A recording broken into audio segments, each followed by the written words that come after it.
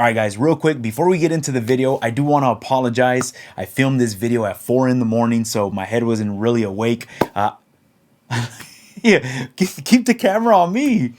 Okay, my daughter's my videographer right now, and I filmed this video at 4 in the morning, so I was not able to get good audio from my MPC and my microphone. Everything was compressed into one, so it does sound a bit distorted. So I apologize for the audio quality, and I think this girl's like pointing the camera down. All right, guys, let's get right back into the video and let's have some fun. All right, so I'm really new to MIDI, and I have my SP-1200, my MPC keys, and just kind of figured, you know what, let's try to connect the 37 to the SP-1200 to the point where I can get the sound of the 1200 and the sequencer of the MPC, because the MPC is an awesome sequencer.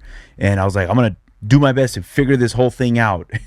Connected a cable MIDI out into MIDI in on the SP-1200, and it just worked. So I don't know much about MIDI. I don't know how all this stuff works. It just worked. So all of you that really understand MIDI, help us out down in the comments. I have a blank session. I have some drum breaks that I chopped up on the SP-1200. I want to trigger those drum breaks with these pads and use a sequencer to lay them on the grid. Right here I have a blank track, and this track is actually a plugin 001. I don't want to plug an instrument. I can swap out the track if I hit this little icon, and let's go into MIDI track. Now I have the MIDI cable coming out of the 37, so I just go right here and hover over through MIDI port, and that's it. That's honestly it. Now I could just trigger these pads and I will trigger the sounds from my SP-1200.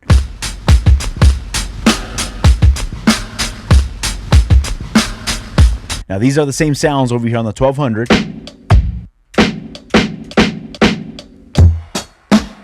Same exact sounds. The SP-1200, and I made a video on this, you guys can check it out up here.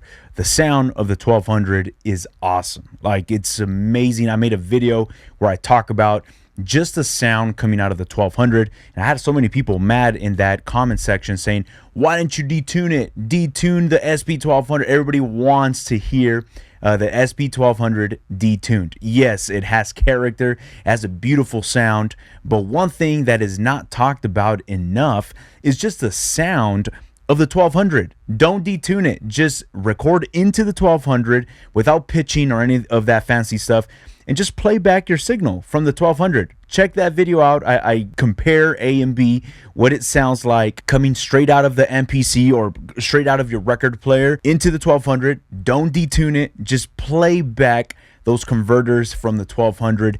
It sounds awesome. So I'm going to make a video maybe next week, and then we'll focus on detuning melodic samples. We have these two hooked up right here. Use some of these breaks that I sampled from my vinyl records and sequence them using the amazing sequencer from the MPC. Now, this was so easy to do.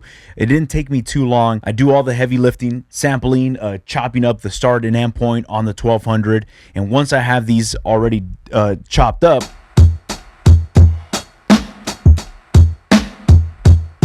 oh, you know what? Let's actually use that break right there, and let me tap out the tempo. I'm not sure what tempo this is at.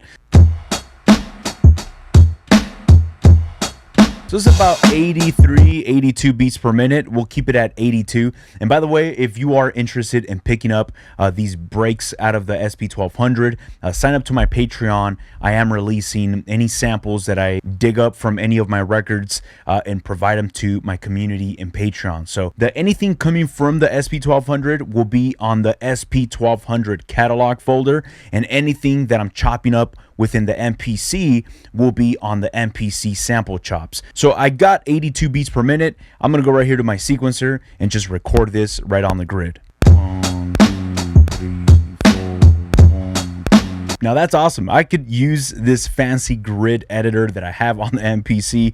The MPC has an amazing workflow. Not to take away from the 1200. The 1200 also, I found it to be very easy to lay down your sequencer right here, or they don't call them sequences, they call them segments. and it's not hard at all. Like it felt very simple. Now, one thing I will mention when I'm using this MIDI connection, the only thing that I lose out is not really sound from the 1200 or the SP-1200, but it's the swing of the SP-1200 is awesome. Like I really enjoy the swing of the 1200. I'll make a video on that later, but that's just the only thing that I will not be able to tap into. So we'll be using the swing of the MPC. This is actually really cool. If I go to my arranger, we'll see that we have these MIDI notes right now on the grid.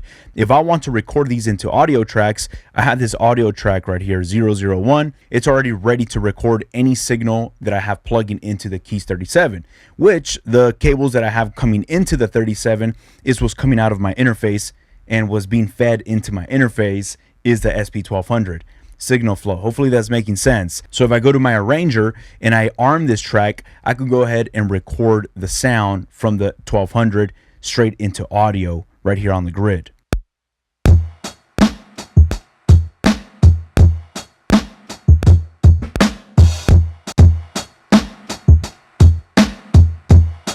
That's really cool, and it makes my life a lot easier because that's why I bought the 1200. I really wanted the sound of the 1200 and somehow just blend these two samplers together, and using the best of the MPC and the best of the 1200.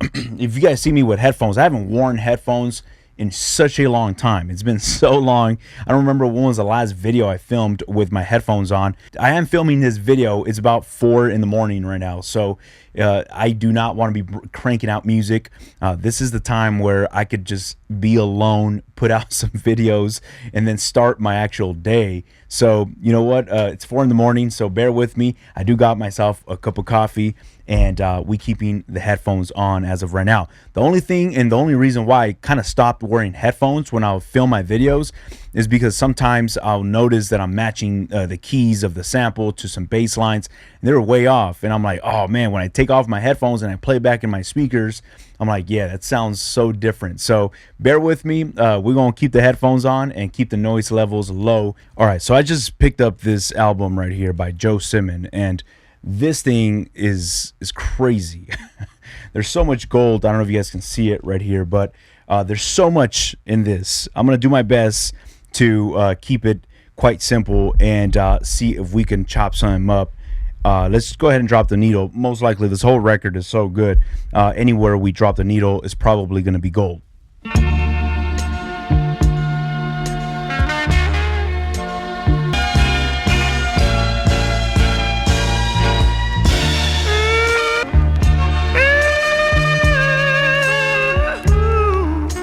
Let's go to our edit, our sample editor, and let's chop this up. By the way, these sample chops will be available on Patreon, so I'm gonna chop this up for you guys, and once it's all chopped up into a program, you guys do some crazy flips. I think I'm good with my chops and making beats and all that, but when I hear some of your work that you guys send me with some of the chops that I've provided for you, I'm blown away. You guys just take these chops to a whole different level. I love it. I will be providing this. You already know this is going to be, there's so much to play with right here. So make sure to download these files at the end of this video.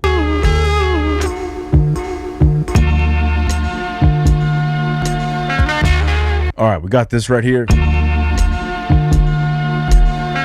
Woo. Oh my goodness.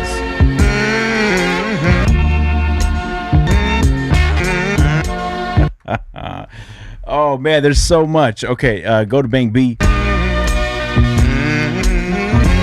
Oh wow. Okay, let's go to the track editor and let's pitch this down. Let's go -3, -4. Let's try.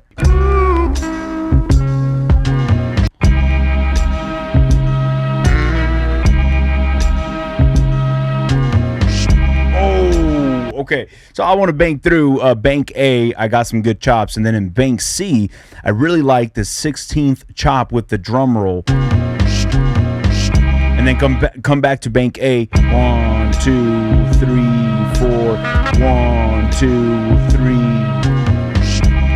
Oh, okay, all right. We're gonna use that 16th chop in Bank C at the 4th bar of this sequence loop right here.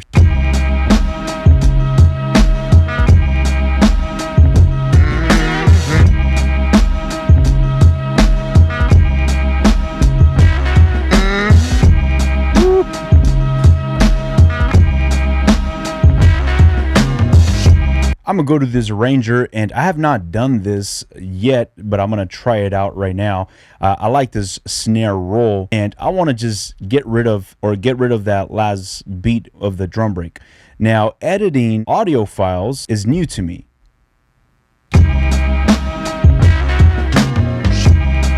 Yeah, that is so cool. All right, let's create a new track, and let's jump right into a plugin instrument and open up some bass lines right here.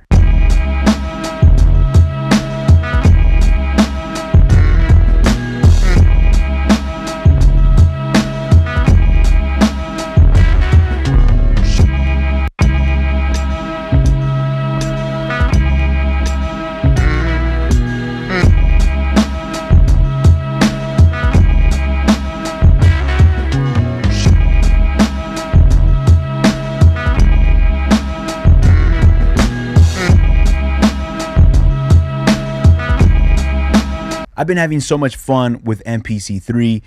There's a lot to this new update that will be hopefully coming around the corner. I'm not sure when is the public release for MPC 3, but if you are a member or if you've purchased any of my MPC courses, just know that the month of September, I'm not sure when I'm releasing this video, but starting September, every other week, I'm going to start releasing the MPC 3 videos. So if you're already a member to the course, be on the lookout. I will be announcing it right here on my channel as I'm releasing chapters every other week. So you'll see that on your actual course modules and chapters. MPC 3 videos are dropping very soon, so be on the lookout. If it's already September, by the time I release this video, you guys will be seeing them in the following days. So thank you so much for hanging out with me. I truly have a lot of fun when I film these videos. Means a lot for you to stick around. Thank y'all. Y'all have a blessed day. I'll catch you on the next video. Peace.